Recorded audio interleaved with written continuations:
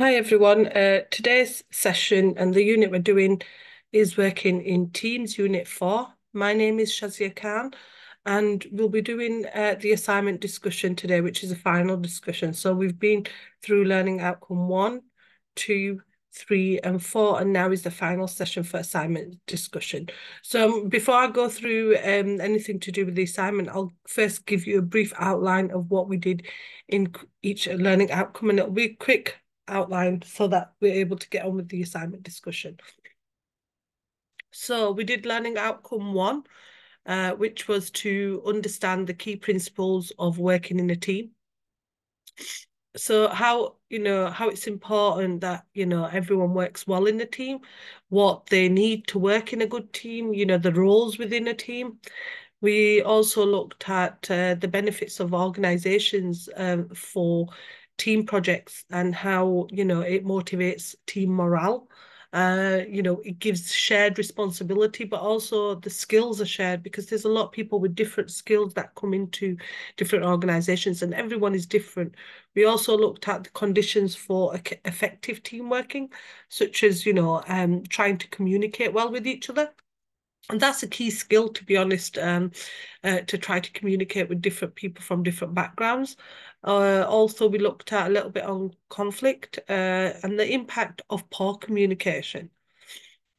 So we looked at 1.1, which was to outline the purposes of teams used in organisation and explain roles adopted by team members. So we looked at the purpose of teams within an organisation. So we looked at project completion and project problem solving, and how, in project completion, how teams are often given a specific project goal to achieve within a time frame. We also looked at enhancing relationships, why it's good to foster better relationships among employees and why this helps for good productivity and strengthens the bond across other departments. We also looked at fostering creativity and innovation. So everyone has different ideas, new ideas, and how this can impact on improving teamwork, improving morale. So again, being able to boost your job satisfaction and morale within the team.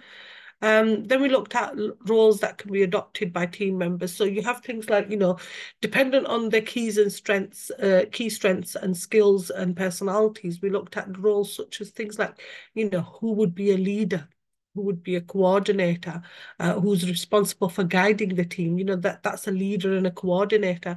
We then looked at the facilitator, who looks at discussions on track during meetings, encourages any sort of participation. We then went on to look at someone who would be a subject matter expert. So someone who possesses a specialized kind of knowledge and understanding of the subject is really important. We then went on to look at a team player, a supporter, someone who's very supportive and who's reliable and has a positive outlook on the team dynamic.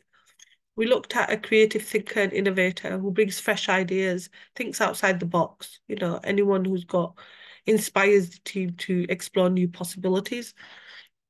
We then went on to look at an organizer and a planner, someone who's quite detail oriented, someone who's quite, on schedule, timelessness, who's likes to meet deadlines. That's an organizer and a planner. A communicator, someone who is able to convey everything clearly and effectively to other team members and facilitate any sort of communication between them. We looked at evaluator and critics, so who give constructive feedback and critically analyze and improve. These are really important in regards to their roles and responsibilities. We then went on in learning outcome 1 to look at analysing the conditions of effective team working. So we looked at the importance of good communication. We looked at clarity of purpose. So how the team members need to have a clear vision, but also need to have a clear goal, what their objectives are and what their priorities are. We then went on to look at diversity of membership. So it brings people from diverse backgrounds, but with a diverse perspective as well. We then went on to look at the benefits of team working, so increase motivation and morale, like we mentioned earlier. Once that's increased, it increased productivity, it becomes a good working environment as well. Shared skills and knowledge, so how teams from different backgrounds bring skills and knowledge. A sense of ownership, so when you make someone involved in something, they believe that, they've got a sense of ownership and they commit to the team and they achieve the goals and outcomes. We also looked at improved problem solving and innovation, enhanced productivity, better decision making. We then went on to look at things like, teams benefit from knowledge and experience and different perspectives and, considering different people's viewpoints. And that was learning outcome 1. We then went on to learning outcome 2, which was looking at understanding leadership and motivation when working in a team. We looked at leadership theories and styles. We looked at motivation theories, the principle of a good working relationship, communication, respecting the relationship between teamwork and motivation.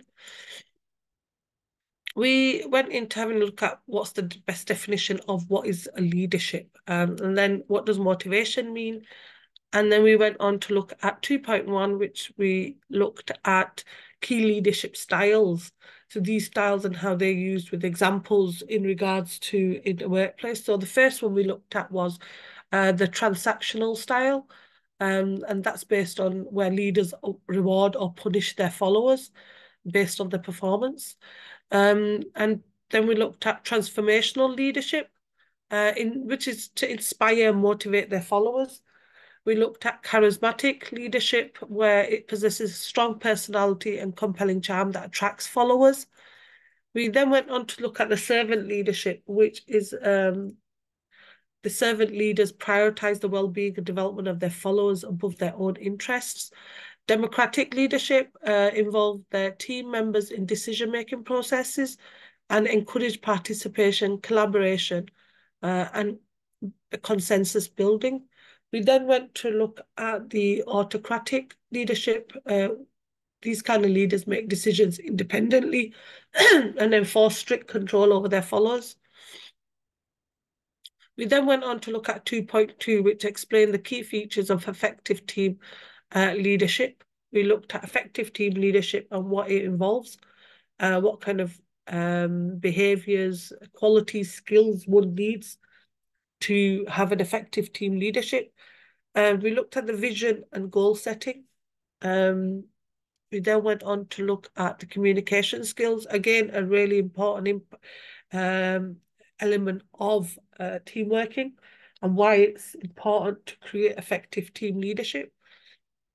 We then went on to look at empowerment and delegation, how effective leaders empower their teams by delegating tasks and responsibilities, giving them any sort of autonomy themselves. We looked at motivation and inspiration, conflict resolution, and decision making. We then went on to look at adaptability and flexibility and what that's so important to navigate any sort of change and complexity. We also looked at leading by example, how effective leaders led by example, demonstrating their values, their behaviors, their ethic, their beliefs, team building and development. We then went on to look at continuous improvement, and that is things how the team leaders would be committed to providing continuous improvement, any sort of development, any sort of training for their employees, and driving the team towards something of excellence to try and improve their development performance. We then went on to look at 2.3, which is to explain how team leaders motivate teams and encourage positive working relations in teams. So motivating teams, so we looked at clear goal setting, and this was looking at the acronym of SMART, which is specific, measurable, achievable, and relevant, and how that would apply to a scenario. We then went on to look at recognition and reward. Recognizing someone and rewarding them for their contributions is a powerful motivator for them, to encourage them, to acknowledge them and publicize what they're doing, and give them incentives such as things like, bonuses, extra time off, any form of recognition. We then went on to looking at regular feedback, and that's really important in any organisation to give regular feedback to your team members so that they understand how they're performing and how they can improve. Opportunities for growth. Team leaders should provide opportunities for team members to develop their skills and knowledge. We then went on to look at empowerment and autonomy, positive working environment and effective communication, conflict resolution, and lead by example and celebrating successes. So that was learning outcome 2. We then went on to look at learning outcome 3, which is to understand how to work in a team. And we looked at identifying your own role within a team. We looked at conflict and conflict resolution. We looked at formal and informal leadership in teams. We looked at reflection of your own contribution in teams. So we looked at the key terminology, how to ensure you work well in a team, and how to manage work conflict. So we looked at 3.1, which was to analyse the roles you and others have adopted in teams and the ways in which you have managed team working issues. So we looked at analysing the roles adopted in teams, and the management of team working issues involves reflection on personal experience as well as observations. So we identified the roles. We looked at reflecting on personal roles, so analysing our own contribution. We also looked at analysing team working issues, management strategy. We then went on to look at lessons learned. So lessons learned from the experience, how personal growth, and how adopting management of team working. We then went on to look at 3D1, which was the leadership style required for a specific team leader in a named organisation. And we looked at a specific scenario with a hypothetical organisation, which was called XYZ Tech Solutions, and the product development team, and the team leader was Emily Johnson. And we looked at the context of the organisation, where Emily leads the product development team at XYZ Tech Solutions, and she's responsible for designing and developing new software. And the team consists of software developers, designers, and the quality assurance engineers. We then looked at the analysis of leadership style required for Emily Johnson, which was things like transformational leadership, how she leads to inspire and motivate her team and innovate them to create cutting-edge software products. So we looked at transformational leadership in regards to Emily's situation. We then went on to look at servant leadership in regards to Emily's situation within the team. And we also looked at democratic leadership and how she needs to involve her team in decision-making process. We then went on to look at visionary leadership, how Emily should have a clear vision of the future product for XYZ.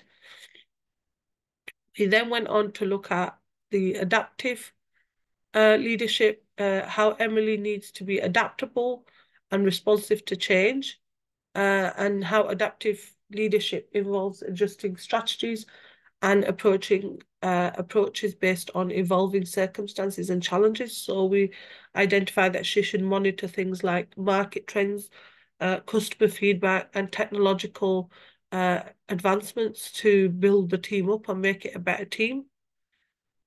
So what we did in regards to this, we looked at incorporating the different types of leadership styles in regards to Emily Johnson and how she could lead an effective team at X, Y, and Z, and looked at comparing them to that.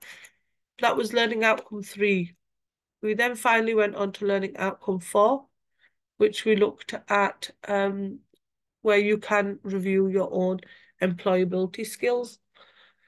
We looked at the difference between generic transferable skills and job-specific skills. We looked at constructing and conducting personal feedback audits, personal skills audits, so online audits, identifying your strengths and areas for improvement. Looked at receiving and interpreting feedback from others, why that's so important, within an organization.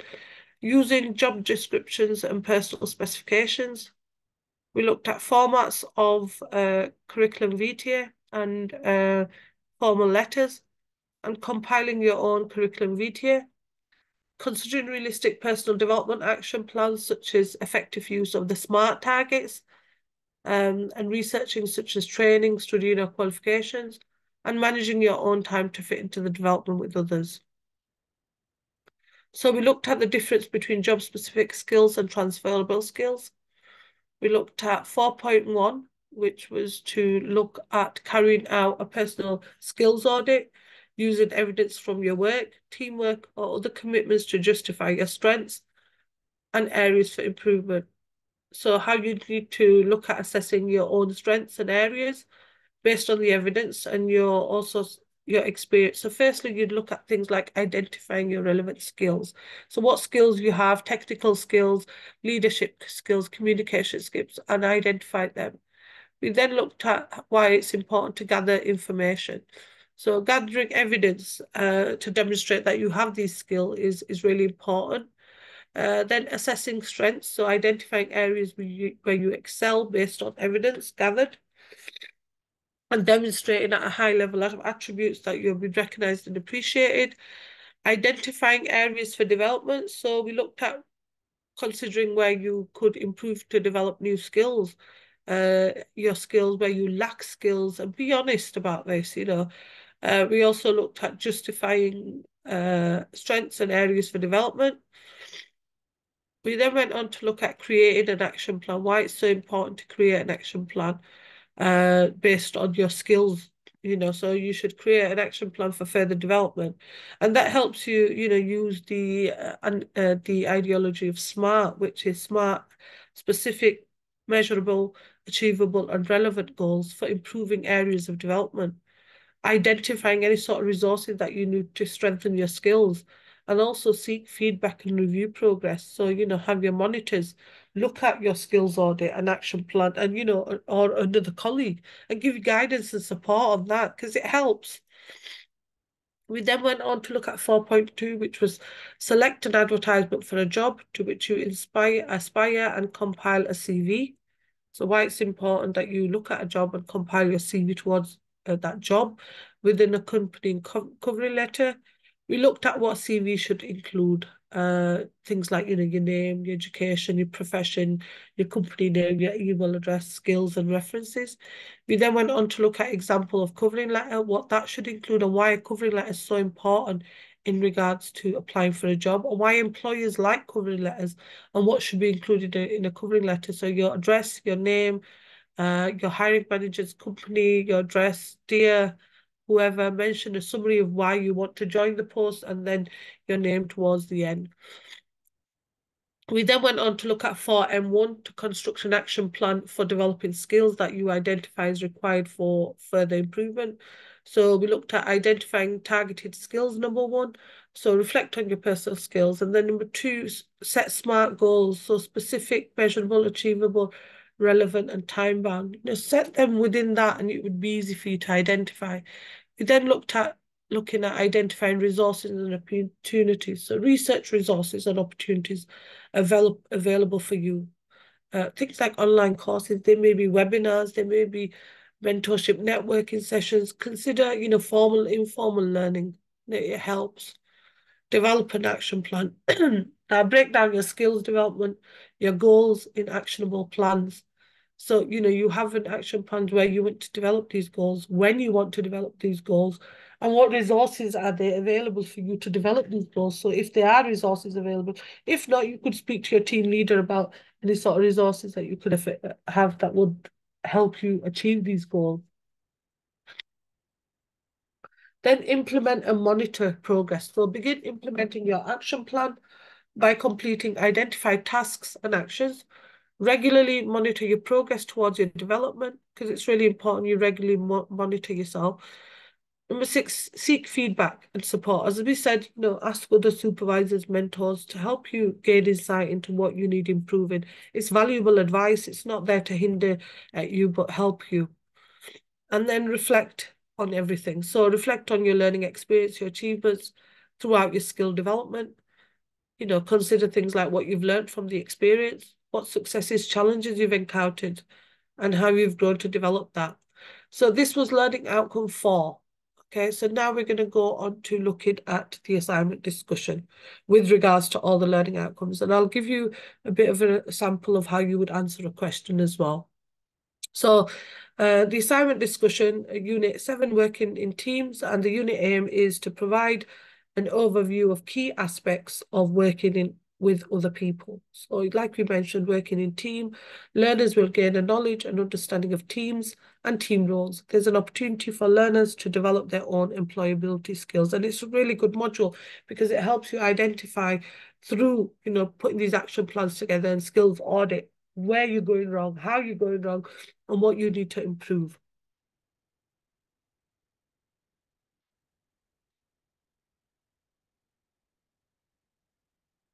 So, what information needs to go into your assignment at the start? So you need to include your name, your registration number, your contents page, unit level, which is ATHE level 3 diploma in business unit, working in teams.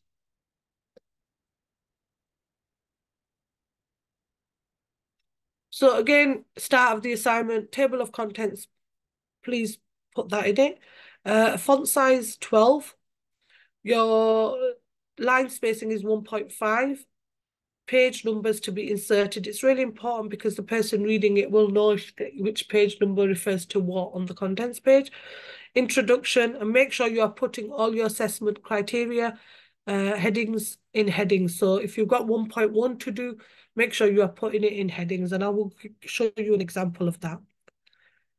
You've got your assignment declaration. Now, this identifies, if the assignment has been plagiarized, or if there's any issues around, any sort of collusion, you are signing that this is your own work. So if you go closer up, it identifies that this work you've submitted is your own work, and you understand that the college guidance and plagiarism clearly referenced, and that you've got a bibliography and a reference page to identify that you have used sources and referenced them using the Harvard system. So any sort of collusion or anything, you declaring that this is your own work and you've not copied anything from everywhere, because that could be academic misconduct.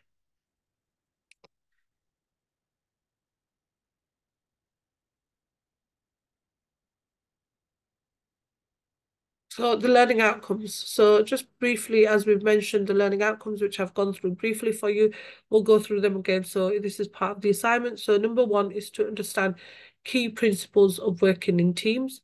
Number 2 is to understand leadership and motivation when working in a team. Number 3 is to understand how to work in a team. Number 4 is to where you can review your own employability skills. And we looked at that in regards to things like, trying to identify how to do an audit skills and things like that. So the assignment scenario. So before progressing onto university, so this is where the assignment starts. Before progressing on to university to study international business, you have managed to secure a 4-month management internship with a prestigious company in Oxford, England. Vito is a relatively small UK-based electric vehicle manufacturer focused on making small, affordable electric cars and commercial vehicles. It has run the internship scheme for several years, offering just 10 places a year. If you complete the internship successfully, it will increase your chances of joining Vito's graduate recruitment program. Your responses to the tasks should be based on real businesses that you are familiar with, so real examples. The businesses need to be small, medium enterprises, SMEs, although some sole traders may not be able to provide sufficient information required for the tasks.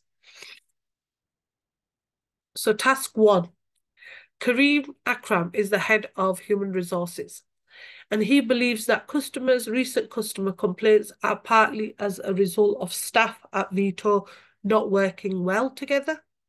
For this reason, he wants to introduce more team working in the business. He has asked you to prepare 2 documents to be used as handouts for staff to refer to in preparation for the next whole staff meeting. He hopes that these will focus the minds of staff on how their team can work effectively. So the first part of it, your first document must include examples from real businesses and should look at A, outlining 3 purposes of teams in an organization.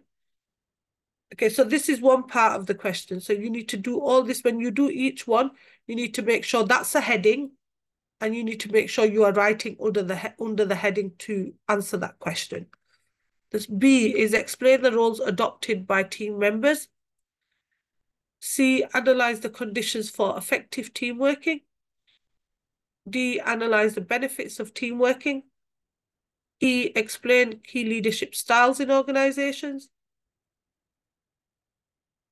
F, explain key features of effective team leadership.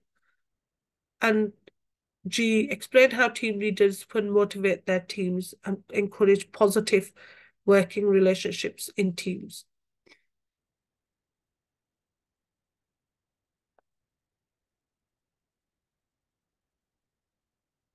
So this is the first part of doing the document.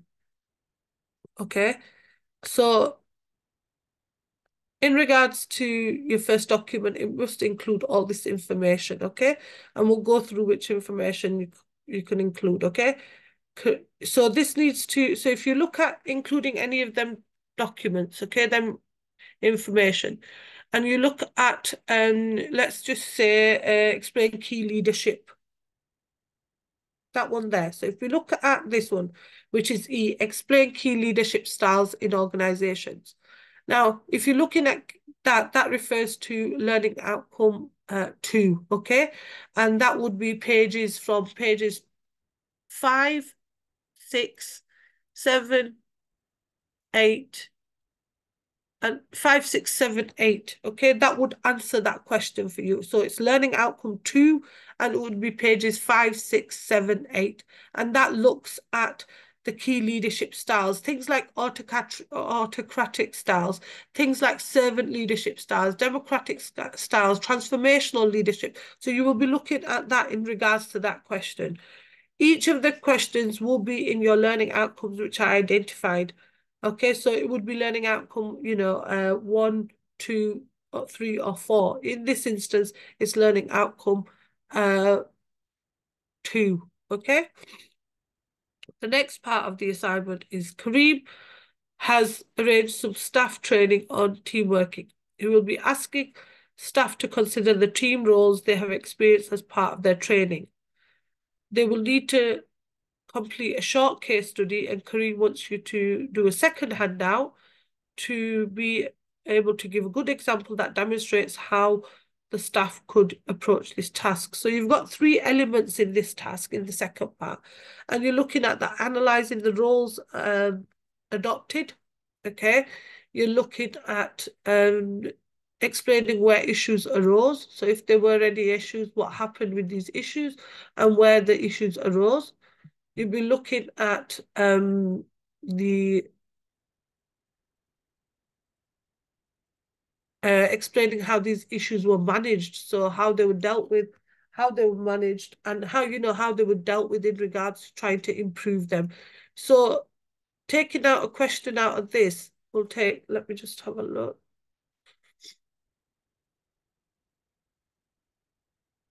So we look at this first one for this part of it. So this is the second part. So we look at that.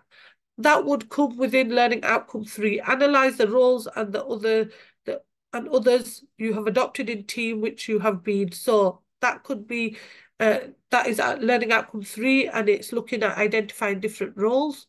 So reflecting on personal role, observer's role, looking at team working issues. It is learning outcome learning outcome 3 that you need to look at in regards to that. So this should help you. Each one you need to answer separately, that so you've got a better understanding of everything.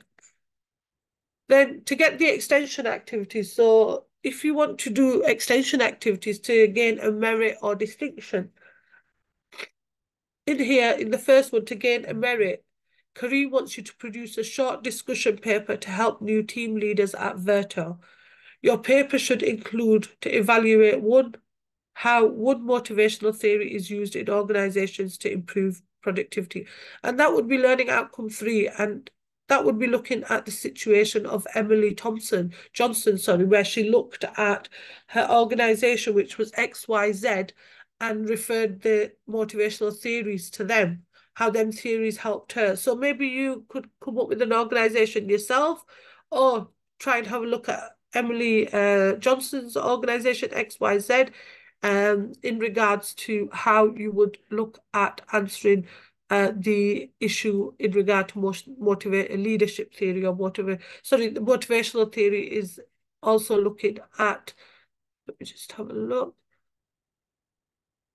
Motivational theory was, I think it was, just 1 minute.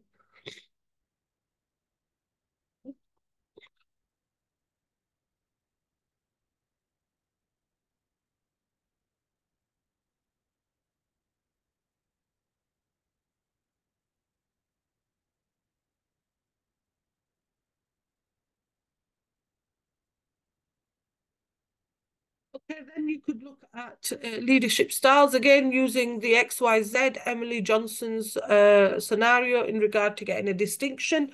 So if you want to further develop this, so look at your motivational theory in first bit, okay, how you motivate people to improve learning outcome 2, how you'd get them to improve in regards to motivating teams, setting clear goals, things like that.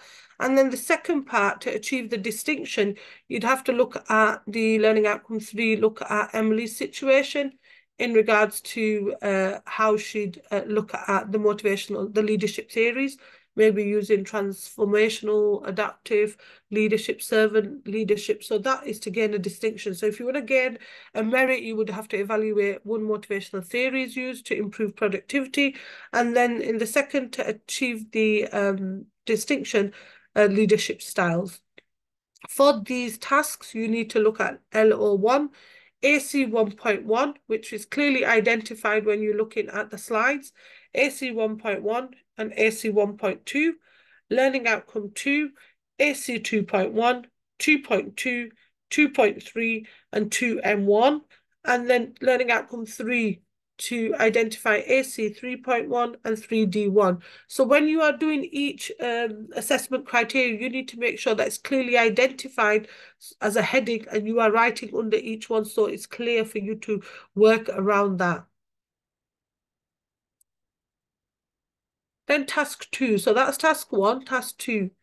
Kareem is pleased with the way in which you undertake these activities and thinks it would be useful for personal development for you to reflect on your own teamwork and employability skills. He asks you to complete a final task.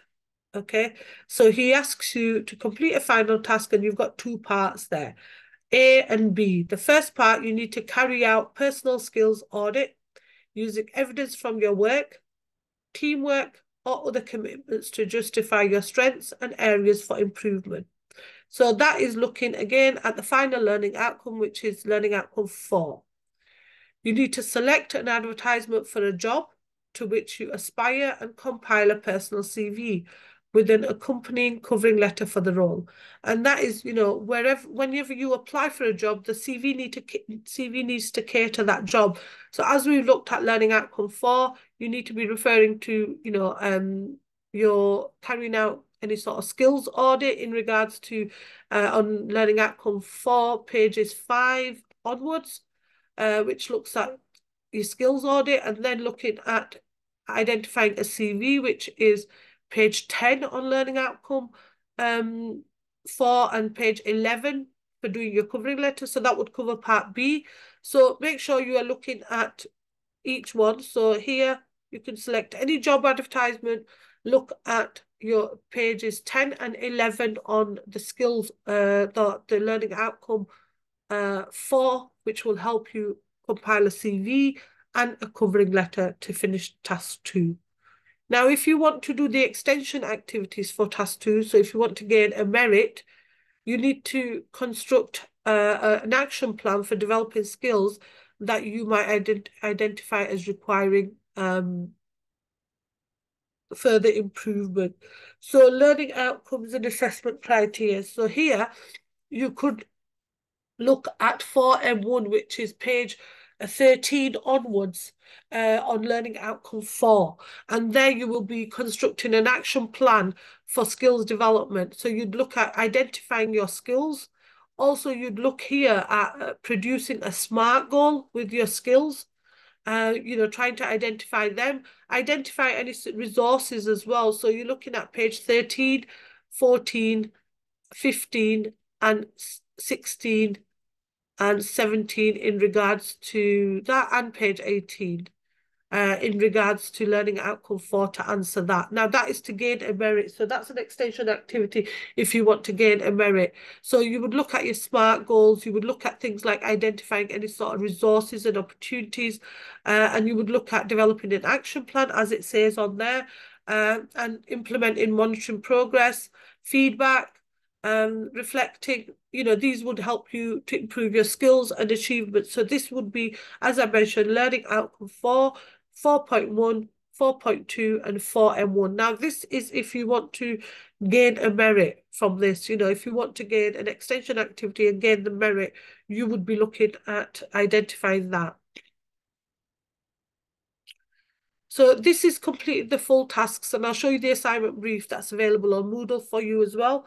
And this will be available to you as well. So at the end of the assignment, you need to make sure you do a conclusion at the end of each task. You need to make sure towards the end of doing all the tasks, task 1 and 2, you need to make sure you have a reference list or a bibliography to help to identify that you've used certain sources to answer these questions. Some useful tips: read the tasks carefully.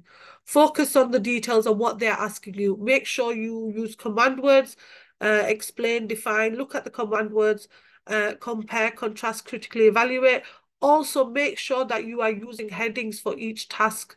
Task 1, and then you have 7 elements of task 1, task 2, and identify all the elements, but make sure you are working under each one rather than, just task 1 and task 2. You need to make sure you are using the right wording. Then you need to make sure you are using Harvard referencing, and we mentioned this throughout a lot. Harvard referencing, the author, the date, the style. For example, Slack, Johnston, Brandon Jones, 2001, that's in the text. And then in the reference at the end, you need to put the full text in. Your word limit, make sure you stick into the word limit. Give proper headings and subheadings, as I mentioned.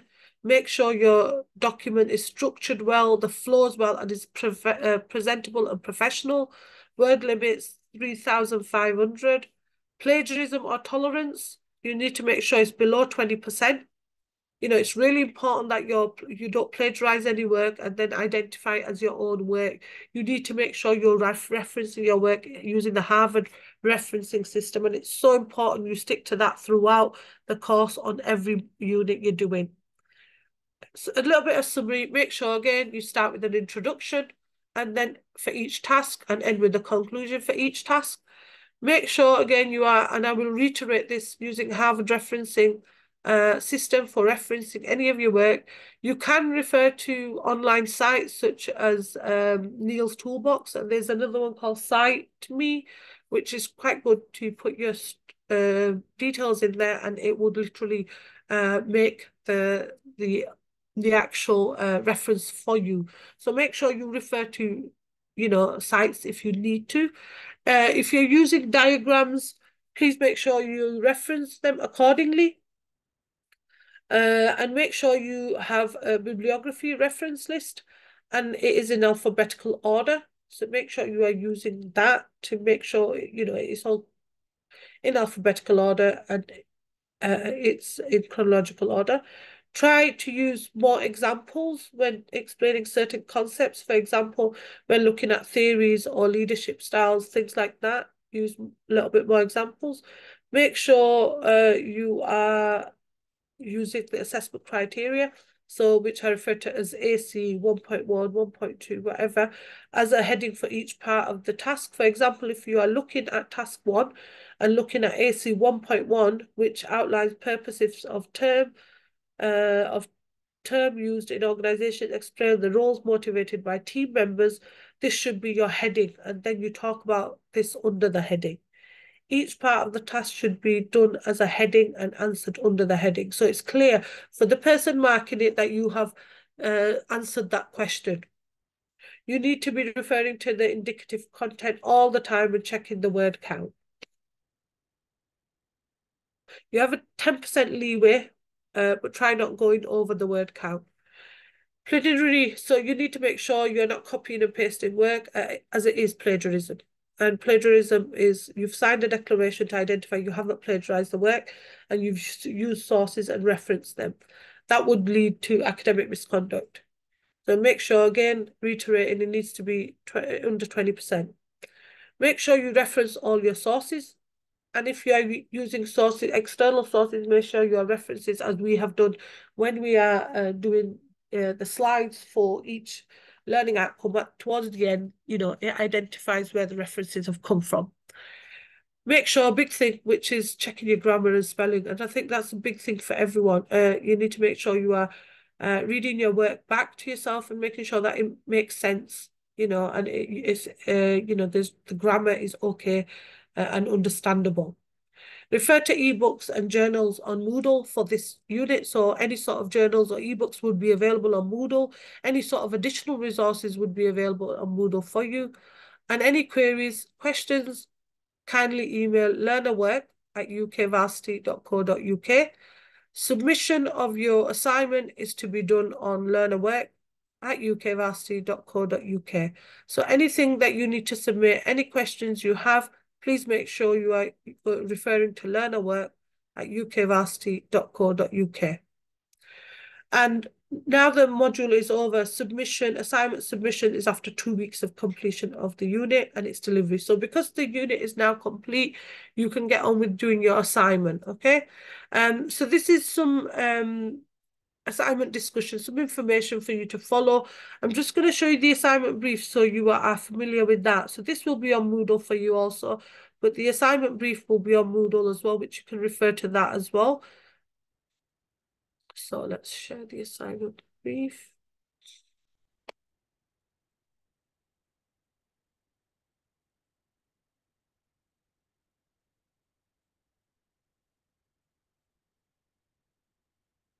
So this is the assignment brief for working in teams. So it's an ATHE level 3 diploma in business and it's a 90 credit diploma. So you'd look at the assignment brief, which I've put a lot of this into your assignment for you, and it will identify again the scenario that you need to look at and the task. So task 1, you need to cover all them elements there. Make sure they are all headings and they are completed individually. So each task needs to be completed. So there's A to G. You need to complete each one using the learning outcomes on the PowerPoint slides.